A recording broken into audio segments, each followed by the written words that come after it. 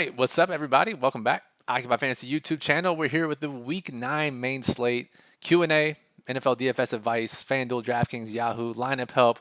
We're here for everything you need for Sunday's games. I'm Brian Jester, co-founder here at Occupy Fantasy. Moose is off this week. He's out gallivanting about up in upstate New York for the Batavia Live Final, so good luck to him. Filling in very admirably, of course, is our NFL writer, Chris Rooney, at RooneyFFB on Twitter. Chris, what's up, dude? Brian, it's a pleasure to be here while Moose takes a very coveted vacation trip to upstate New York in early November. It's where everybody wants to be, right? No. Obviously happy to talk about NFL with you anytime we get a chance to. And I think we have a pretty exciting slate here. I think there's a lot of opportunities actually we can probably exploit in tournaments. So why don't we dive on in? How are you feeling about this slate right now? A little unsure. I'm a little behind on my preparation, so I think that Okay. shows a little bit. Real quick, talking about Moose, it's funny you say that because he texted me when he landed. He's like, "Oh, there weren't that many people on this flight," and I was like, "Moose, I don't think many people are traveling to Rochester in November, like you said." So that'll do it. Um, Too good. yeah. So, but yeah, Chris, shit. You and I haven't talked in a while. It seems on a stream. I know. So glad we can do this. Right? It's been shoot months since we've gotten together. So let's break it down for the people. For those of you listening, this is what we're gonna do. We're mostly taking questions from the chat. You guys will drive the show. We'll be here for about 30 minutes or so till 3:30 p.m. Eastern, answering any questions you have about tomorrow's sleep. Ideally, high-level questions, specific player situations, game stacks. We'll go through it all. But again, you guys drive the conversation. Chris, we got this question while we wait for some more specific questions in the chat. We did get some questions before the show started, and one of our members asked us basically along the lines of, so far this year, he's had some issues with putting the wrong lineups in the wrong contest types. His best performing lineups have been in smaller contests, his high dollar, big money contests. He's put in the wrong lineups. I don't know, man. It's always a tough process. But do you have any advice on what you do when you make your lineups? How to figure out which ones you put in which lineups or which contests? It would really help, obviously, to have a little more context in terms of like how many lineups is this person building in general, how many different contests are they entering. But I know for me, I do sort of try to use our lineup builder fairly exclusively to build 20 lineups for 20 max contests on DraftKings. That's where I primarily play. And then I do play, some single entry stuff. I don't play a lot of 3 max stuff right now. I do spend more time probably on my quote unquote favorite lineup, which is the one I use in the single entry stuff. And I will also include that in my 20 max lineup allocation. So I guess my trying to apply my process to someone else's without knowing necessarily what theirs is probably not fair. But what I would say is try and take that one lineup that you like, that you're putting in single entry stuff, that you're hopefully including in your 3 max stuff, and throw it in some of the large field stuff too. I think that may help reduce some of that variance, if you will. Yeah, it's tough, man. It's really tough. And again, I'm making 150 every week, and I'm entering high dollar satellites, and those are the ones I'm trying to figure out which lineups to use. And like you, it's different. It's difficult to figure it out because one, our brains get so locked into our favorite plays that we can sometimes miss some really good lineups by Right. playing one or two guys that are in our 150 or our 20 max that aren't necessarily at the top of our list, but they're a good play. So it's definitely tough. I think honestly, if you've been choosing the wrong lineup, it's really just a matter of variance, right? That lineup selection process for different contests is very difficult. So again, I think like Chris said, try whittling it down to just one lineup and see if that works for you. If not, just you can break it down to pure variance. So let's see. We got David, Adam, T Nasty, Willie Ball, Nick, Moose from upstate New York is in the chat. So what's up, everyone? So Chris, let's start here. We like to talk about stacks on this show every Saturday. David in our chat says he's going to watch this later, but he has a question for us. Which stack do you prefer, Cincinnati, Cleveland, or Dallas and Denver? He's liking both games. He thinks the Kansas City Green Bay game plays a little slow, so he's trying to find another game. So, Chris, you actually wrote up the Kansas City Green Bay game, so I'll let you talk about that a little bit. But you also wrote up the Dallas and Denver game, specifically the Dallas side. So I'm assuming that's which game stack you would prefer that group? Yeah, and I would prefer stacking, the Dak Prescott side of that offense, definitely, especially if we're talking about DraftKings here. Amari Cooper's price is, I think I wrote it's illegal in the plug. That's what it feels like. It's $5,700 on DraftKings. It's just, it doesn't feel right at all. Obviously, got a little bit of a situation going on with CD Lamb being questionable, but it sounds like he's on the probable side of questionable. And then maybe Michael Gallup is back from injured reserve for this game. We're going to have to probably take that one right down to when inactives come out with the Cowboys, which will make this a little more difficult to stack. But have to like all the options there for Dallas throwing the football. Ezekiel Elliott going to be one of the most popular running back plays on both FanDuel and DraftKings tomorrow. And then obviously we have an underperforming wide receiver in Cortland Sutton on the Denver side of that game, and a minimum price Albert Okwuegbunam. I hope I said that right.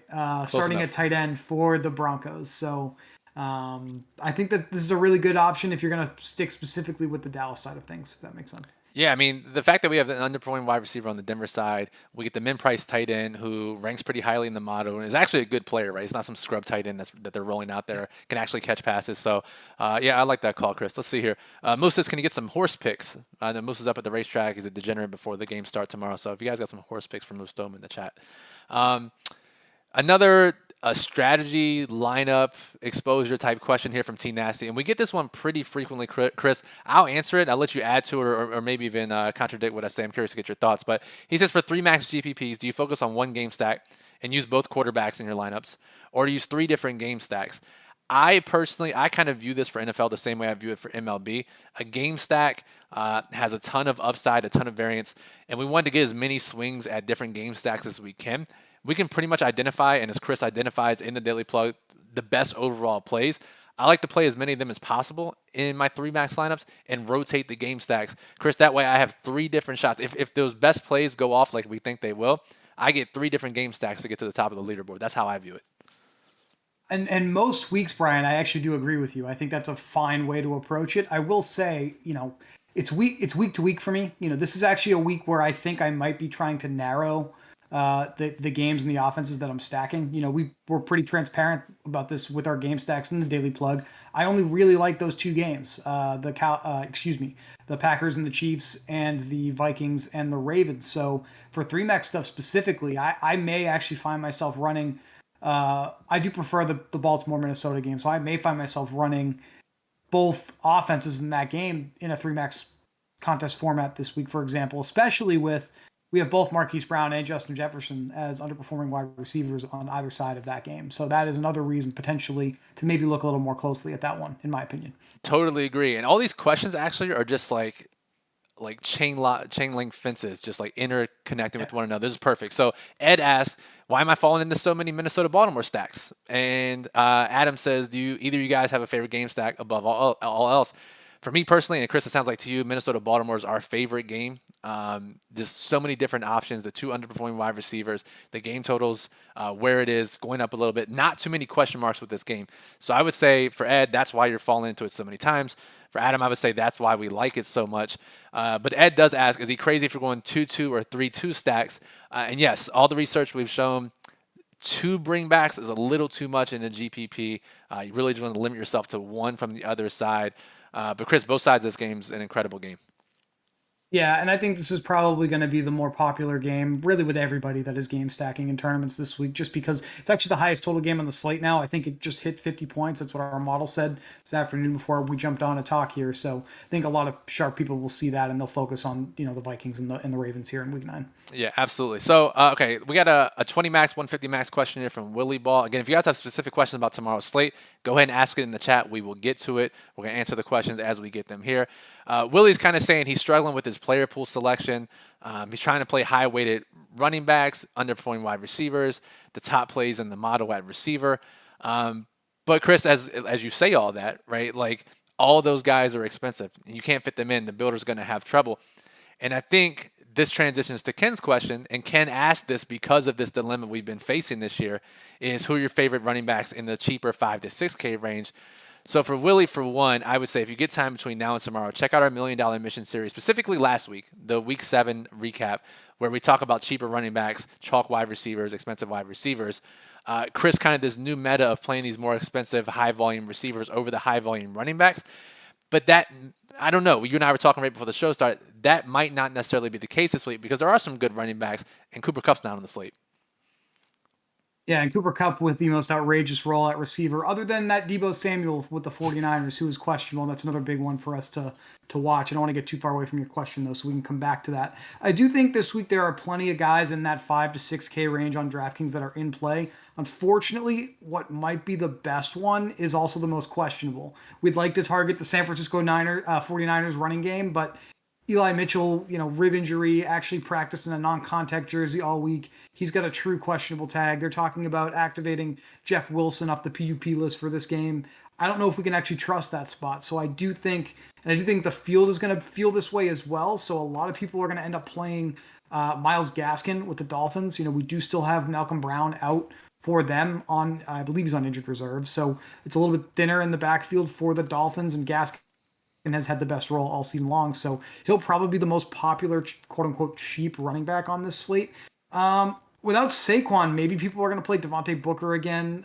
Just basically looking right down projected roster percentage in our model. I mean, we don't have to truly overcomplicate it, I don't think, at any of these positions to really figure out, quote unquote, who we should play. I feel like, you guys have done a pretty good job with this projection of how popular guys are going to be on DraftKings and FanDuel. And we do find weekly that these higher owned running backs tend to be the best ones. So, maybe it is a matter of looking at the best running backs under that salary threshold that you need to make your game stack work, with your receivers and tight ends, pass catchers, if you will, and just playing the most popular ones as heavily as possible to make that work. That's what I've found myself doing recently. I don't know if that's been your experience. Yeah, and I think you'd have a great success doing that, right? Even because a lot of these guys are in like the 1 to 5% range, but if we get someone that's even above 5%, that means the field is seeing something in that player.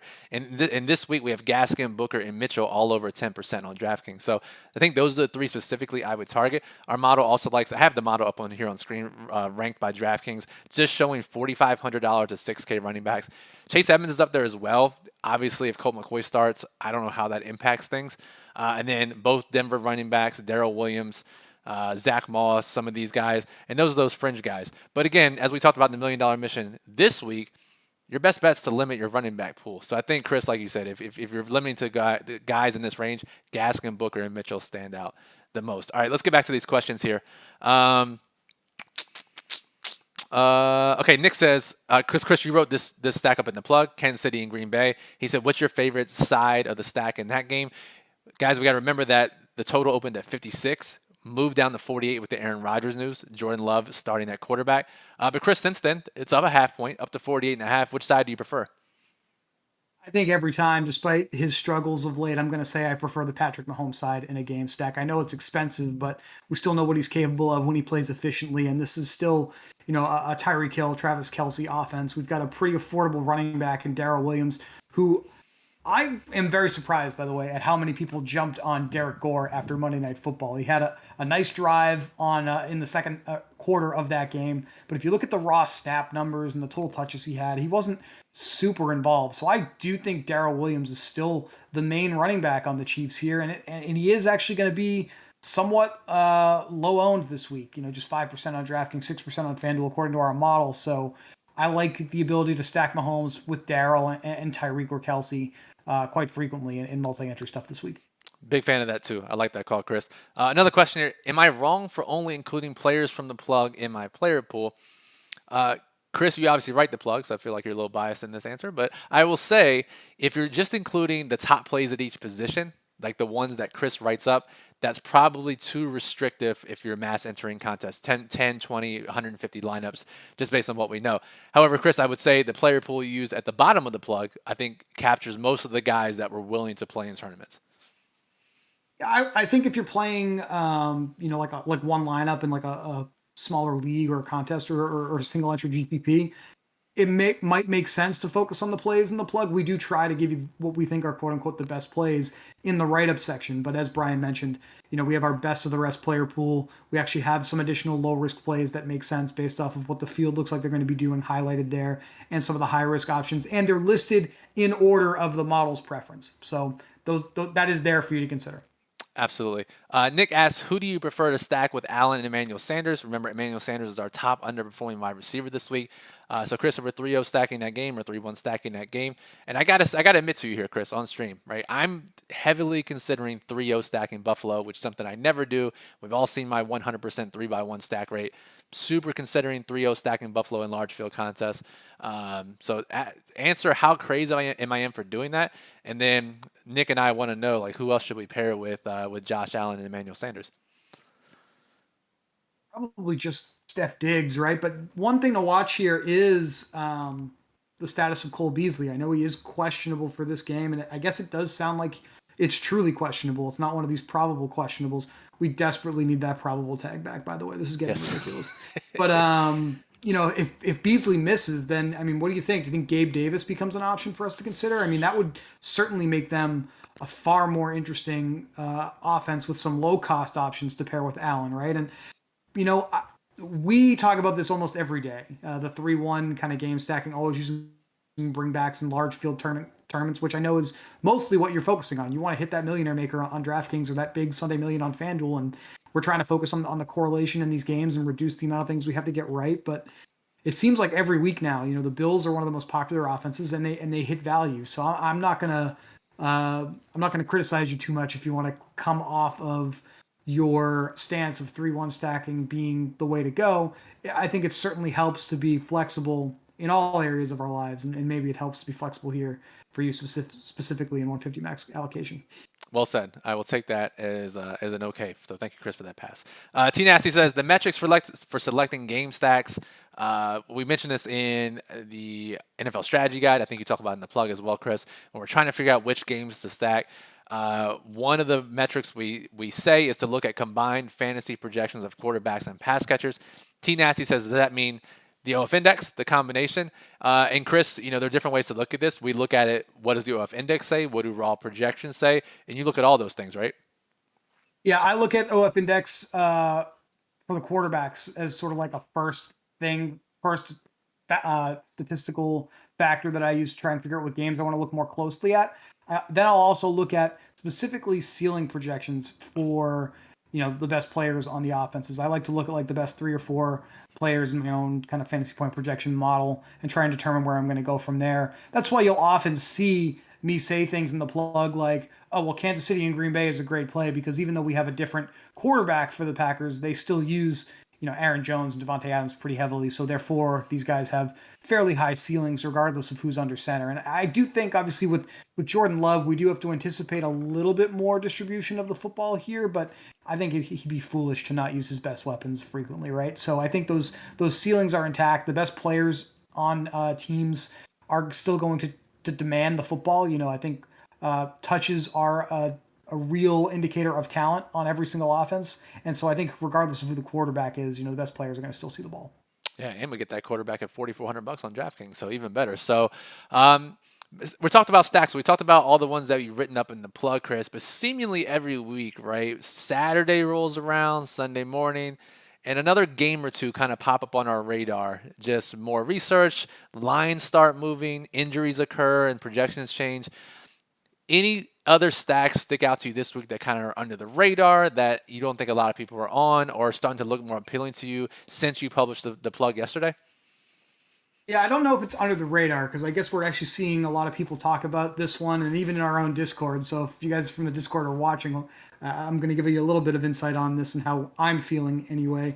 It's this Texans and Dolphins game. We actually have Tyrod Taylor as the 3rd highest ranked quarterback in the model. I don't know, man. I don't know if I'm going to go here yet. I still think big picture, these are some pretty bad football teams.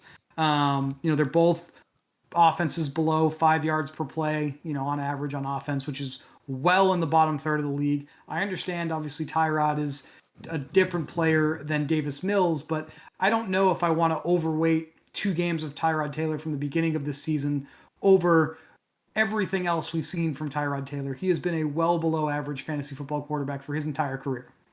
So I think that's probably closer to what we see from Tyrod Taylor, right? So I don't know if I can pull the trigger on this one, but you are asking for something here on Saturday that is popping a little more than it did all week. It is that Houston and Miami game. That seems to be getting some steam around the industry. For sure. I'm also looking, so I do like that game, and I'm considering it heavily as we sit here and talk on Saturday afternoon. What about the Chargers and the Eagles? So obviously the game total is pretty nice. It's gone down a little bit since it opened. 2 faster paced teams. The Chargers are missing 2 of their top 3 cornerbacks, and that's always big, something we always want to target. But Chris, I just have this nagging feeling that both teams are either going to run the ball more than we expect, or the game's a little more lopsided than the spread indicates. Spidey senses are tingling about this game on why we shouldn't stack it. I mean, why should I stop now? I've stacked every single Eagles game since the start of the season, but something is telling me here that it's not the game to stack. We do have Jalen Hurts as the fifth highest ranked quarterback in our model, so there's certainly something to be said for that. I think everybody is probably feeling a little jaded, if you will, with the Eagles after they decided to get every single running back on the roster a touchdown last week. So it just feels like a really tough offense to stack. I mean, I do think in the passing game, it's pretty clear. It's Devonta Smith, who's one of our underperforming wide receivers, and Dallas Goedert at tight end that are the best plays. But like you said, it does feel like the Eagles will probably run the ball more. Maybe Hurts runs the ball almost exclusively. So, it could be the type of situation where like Hurts has a good fantasy day and the receivers don't, or Hurts does okay, but the running backs vulture the touchdowns like we saw last week, and then only one pass catcher out of Goddard and Smith do well, which is again what we saw last week with Goddard. So I'm not sure how I feel about this one here. We have no games other than that Baltimore and Minnesota game with super high totals, so I think it's certainly in the conversation. And I do think the Chargers side is more friendly for passing. The Chargers pass the third highest rate out of any team in the NFL this year in all situations. So Herbert, with Mike Williams, Keenan Allen, Jared Cook, Austin Eckler is going to be another popular running back who's a little bit more expensive. I think if I'm going to go there, I may actually go with the Chargers side and use, Smith or Goddard as one of my run backs or something like that. That makes a ton of sense. And I know everyone was tilted off the planet last week when Boston Scott and Jordan Howard were getting work over Kenneth Gainwell. Do you think that was just a game script or game plan driven decision? Because we've seen in the past, right? Earlier this year, we saw Gainwell get more work in two-minute situations, passing game when they're trailing. If they trail in this game, do you think we see more Gainwell? And do you think last week we only saw Scott and Howard so much is because the Eagles got out to a 20-point lead so quickly? It's really hard to judge, right? I mean, they all got, I want to say two of them had 12 carries, the other had 13. So they all basically had the same amount of work. And I'm not entirely sure, frankly, where those touches came in the game. I do think Gainwell was getting most of his work later in the game, which is kind of concerning because that's when it had like a 30-point margin. Yeah. So, we got some questions yesterday in our Discord actually about Boston Scott, and I sort of answered it, kind of pointing out this situation where it's three guys in this committee instead of two. I guess I would probably play Scott if I was playing any of the three right now. He seemed to play the most early in the game. He's been on the active roster the entire season, so I do think he's a little ahead of Jordan Howard in that regard. And it didn't really feel like they tried to change Gainwell's role too much from what it was with Miles Sanders. So I don't know if I can pull the trigger on Gainwell right now. I do think if we really want to focus on just the Eagles' backfield, Boston Scott might be the best one. I like that. That makes a ton of sense to me. Okay, we got a question here from Ken. This new chalk wide receiver meta we've been discussing the last few weeks. He says, so there are multiple chalk wide receivers this week, 15% projected or above on DraftKings. Are there any you're higher or lower on? So I'm going to bring up the Occupy model here. We'll sort by projected ownership. And Chris will highlight what we have as the chalk projected wide receivers as of Saturday afternoon. So right now we have 7 guys projected for 15% or higher on DK. Stephon Diggs, Jarvis Landry, Amari Cooper, Hunter Renfrow, how did he make this list? Tyreek Hill, Jalen Waddle, T. Higgins. So to me, Chris, the chalk stud wide receiver volume guys are Stephon Diggs, Amari Cooper, Tyreek Hill. These other guys, I think, are less so. But how do you rank these guys as in terms of I need to at least match the field in my 20 or 150 max exposures? I cop out and say the ones that I wrote up in the plug are my favorite ones, and that's Tyreek, Amari, and Renfro. Tyreek specifically kind of highlighted this in depth. I think his role has changed slightly. He's still obviously the number one option for Patrick Mahomes in the passing game, but instead of having the majority of these like 14, 15-yard average depth of target down the field routes that he's running more shallow routes. They're trying to get the ball in his hand closer to the line of scrimmage so he can get into space and use his speed to make things happen. And I think that's going to lead to higher targets more consistently each and every single week. So Tyreek Hill is probably the number one out of this group I want the most of against the Packers here. And then Amari because of his price, specifically on DraftKings. On FanDuel, I think there are reasons to go elsewhere. You can see right here in our model, T. Higgins is cheaper than Amari on FanDuel. Jarvis Landry is cheaper than Amari on FanDuel. So specifically just on DraftKings, Amari Cooper is one I think I'll go over the field on. And then it does, I guess I don't know how I really feel about this one yet, but this projected FanDuel percentage for Stephon Diggs of 31%, that feels a little outrageous to me. I mean, we probably want to at least try to match that. And that may be a reason, Brian, why you're actually considering probably stacking Buffalo, because I think it's hard to get 30% digs in your allocation without using Josh Allen at quarterback, right? Definitely tough. Definitely tough to make that happen. That's certainly one of the considerations. All right, let's see. It's 3:25, so we're running near the end of the show here. Let's bang out these questions here. John says, should I play Joe Mixon or Kyle Pitts in my flex? I have Kelsey tight end. All right, so John, is that season long? Is that DFS? If it's DFS, let us know the contest type and the site you're playing on. All those things matter. We'll gladly help you. Ed says, does McCaffrey boost Moore or Anderson, assuming the D can't overcommit to double coverage with him in the backfield? I personally don't think it matters, Chris, because that hasn't been the issue. It's been they're both getting tons of opportunities already.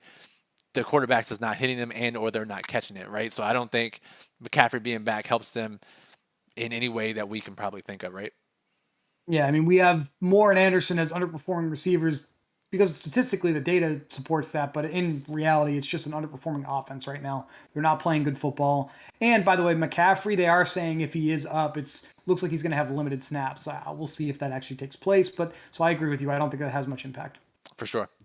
Willie is still talking about his 20 lineups and struggling to build them based on who to include in his stacks. Yeah, and it's definitely tough, right? And I would say if you're struggling to build lineups, you have to change something. So whether that's including more cheaper players, whether that is including cheaper running backs specifically in what we've talked about so far and something we've seen this year. Yeah, unfortunately, Willie, there's no simple answer because every week is a different puzzle. I would say, for 20 lineups, Chris, how many quarterbacks are you playing? How many game stacks are you playing? I'm typically playing no more than 6 quarterbacks. I'm trying to play, each quarterback I have in 3 or 4 lineups. So that's how I approach that. And as far as how many players from a team to include in your stack allocation for your player pool, I think this year we've done a pretty good job of being a little more transparent in giving you the best sort of quote unquote lower risk stack partners and higher risk stack partners. I don't think you need to go much deeper than like the 4th or 5th option in an offense when you're stacking. So, like on Minnesota, for example, I don't think you need to play anyone other than Dalvin Cook, Justin Jefferson, Adam Thielen, KJ Osborne, or Tyler Conklin. I think you can focus on just those 5 guys with Kirk Cousins if that's a stack you want to play. And you can go through every single offense in the NFL and you can sort of figure out who those guys are. If that's difficult for you, I would encourage you to use our model and actually sort by team. You can go to the wide receiver tab and just look at how we rank specifically Minnesota wide receivers. You can look at the number of targets that we project for them. You can do that at the running back position for the touches. Typically for most of these teams, we're probably only focusing on the top running back, right? But really, that is probably the best way to kind of figure out who you want to pair with your quarterback in stacks. That's sort of how I go through and determine this already anyway when we put the plug together for you. Good stuff, Chris. Makes a ton of sense. Another question here: how do we designate wide receiver only for custom rules in the lineup builder? That's assuming you're trying to get a minimum of 1 chalk receiver in every lineup. We don't have a specific rule for that, but what you can do is just a custom rule. Min 1 from a custom group, and then you list the 6 or 7 receivers that you want: Stephon Diggs, Jarvis Landry, etc. Min 1 of those guys, and then the builder will build it that way. So hope that helps. All right, Chris, 2 minutes left. We're about to get out of here. If you guys have any more questions, throw them in the chat. We'll rapid fire answer them here. Chris, final thoughts on this slate, high level thoughts, strategy that we haven't covered yet. I do think the best play on the board is Cordero Patterson. Our model loves it. He's actually popping in our lineup builder for 150 max stuff. So if you, regardless of how you play, whether that's low risk contests, high risk contests, only a handful of lineups or a ton of lineups, I do think you should try to get Cordero Patterson in your lineups as much as possible this week. He's had a really strong role in that offense. In the games Calvin Ridley has missed. Obviously, that's going to be the case again here in week 9. And his price is a little too low, especially on DraftKings for the anticipated role that we have for him. So that's my final thought. CPAT went from a meme play to an actually good play. Just a microcosm of this crazy season that we've been going through. So, all right, so that'll do it for this show. Chris will be live tomorrow morning, 11 a.m. Eastern on the Occupy Fantasy handle on Twitter, breaking down the slate, taking your live questions before lock as inactives roll in. At Occupy Fantasy on Twitter is where you can find that. Again, it's 11 a.m. Eastern. For all of Chris's takes, follow him on Twitter at RooneyFFB. He writes our daily plug at OccupyFantasy.com. It's on screen here. Links in the description below. Check it out. Read it up. Use our lineup builder to build up to 150 lineups using our Occupy model, which ranks every I almost said fighter because I got UFC on the mind, but every player on the slate using all of our back-tested criteria. All that is at OccupyFantasy.com. You don't want to miss it. Final question to get us out of here. David says, is it worth paying up for defense on FanDuel this week? Chris, generally it's easier to do that on FanDuel because of the pricing, but do you have any specific thoughts for this week? It always depends on your lineup, but I will say, David, we actually have the 3 top defenses on FanDuel in our defense model are all $4,300 or more. That would be the Saints, the Dolphins, or the Patriots. So yeah, there's definitely a lot of appeal to paying up on defense on FanDuel this week. Good stuff, Chris. That'll do it for the show. I'm Brian. You can follow me on Twitter at BrianJesterFF. We appreciate everyone listening. Any final questions you have, join our Discord server. Click the join button below this video. Talk with other members of the OccupyFantasy.com community, as well as staff. All of our staff is in there answering questions. If you like what you've seen here, make sure you subscribe to the channel, get notified when we go live or upload any new videos for all kinds of sports. Give us that thumbs up. We appreciate it. For Chris, I'm Brian from Occupy Fantasy. Good luck this week.